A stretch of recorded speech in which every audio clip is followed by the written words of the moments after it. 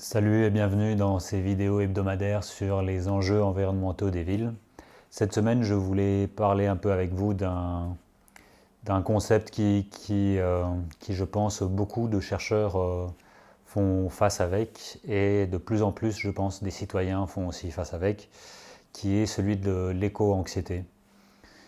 Euh, Moi, dans mon travail de tous les jours, je regarde des graphes qui vont tous vers le haut, qui sont des graphes de pollution, des graphes de consommation de ressources, des graphes de génération de déchets, des graphes de population, des graphes d'inégalité.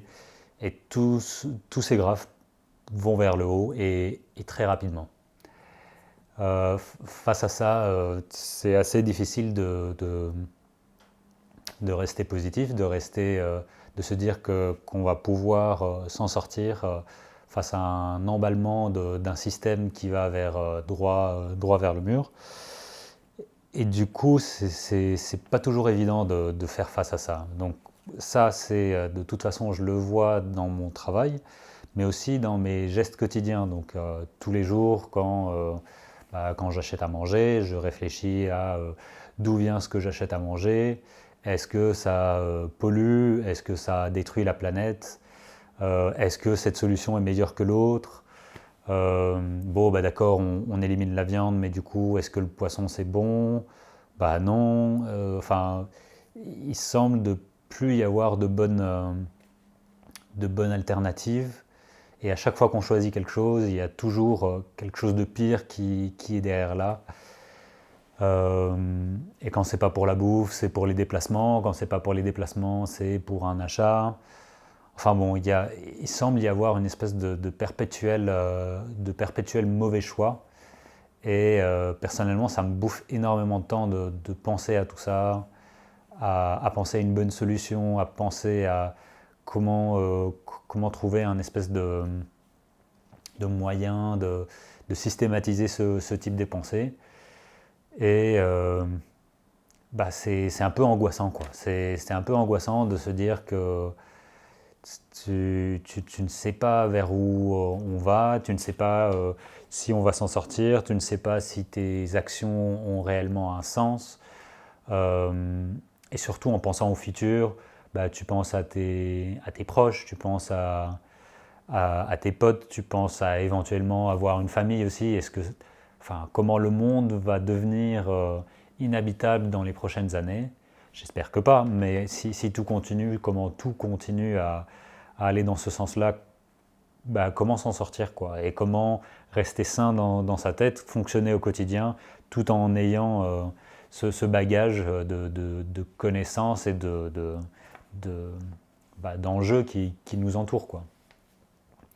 Et du coup, bah, voilà, je voulais partager ce type d'émotions avec vous. Je ne sais pas si vous, de votre côté, vous partagez ce genre de choses.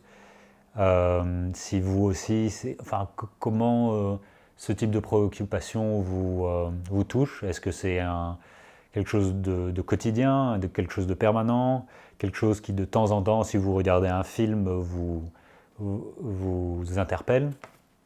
Et surtout, comment vous faites face à ça? Est-ce que vous avez des bonnes solutions par rapport à ça? Euh, Bah, moi, je sais que voilà, enfin, je fais de mon mieux et j'essaye de me dire que plus si, si, si on y arrive, peut-être que nos recherches vont pouvoir être utiles pour être implémentées, pour, allez, pour donner des bonnes solutions.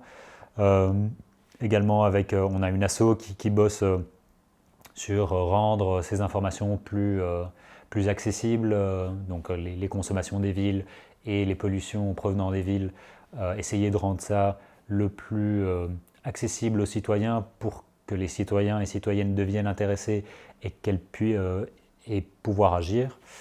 Mais voilà, j'ai du mal moi-même à donner des conseils parce que moi-même je n'ai pas vraiment de solution là-dedans. Euh, je me dis que si le seul moyen de m'en sortir de ça, c'est que si on n'agit pas, ça fait que accélérer enfin, tout ce qui se passe aujourd'hui.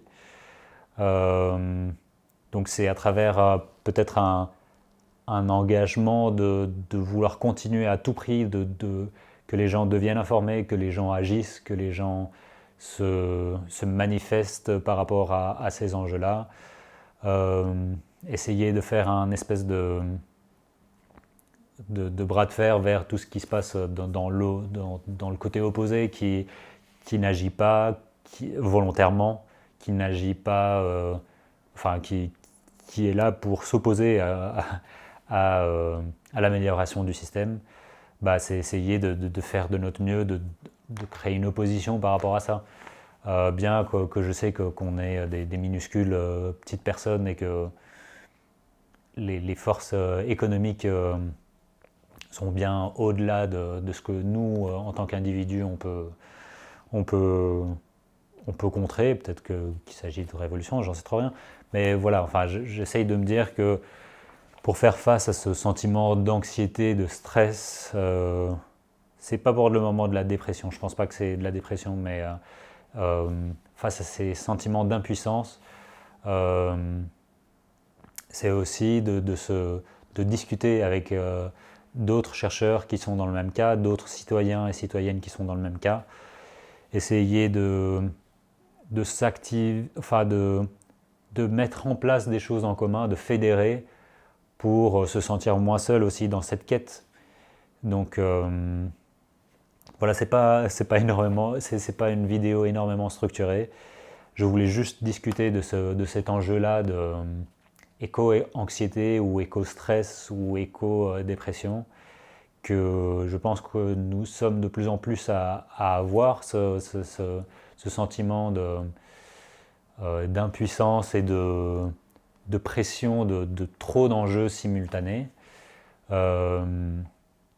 Il faut qu'on y fasse face parce que c'est une condition actuelle et ça va être présent à partir de maintenant, je pense.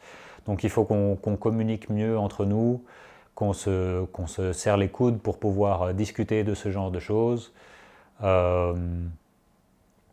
et partager nos expériences, je pense, sur comment s'en sortir. Si vous avez des bons avis, des bons conseils par rapport à tout ça, je les accueille à bras ouverts parce que je suis en plein dedans avec vous et j'espère que peut-être la vidéo prochaine serait un peu plus,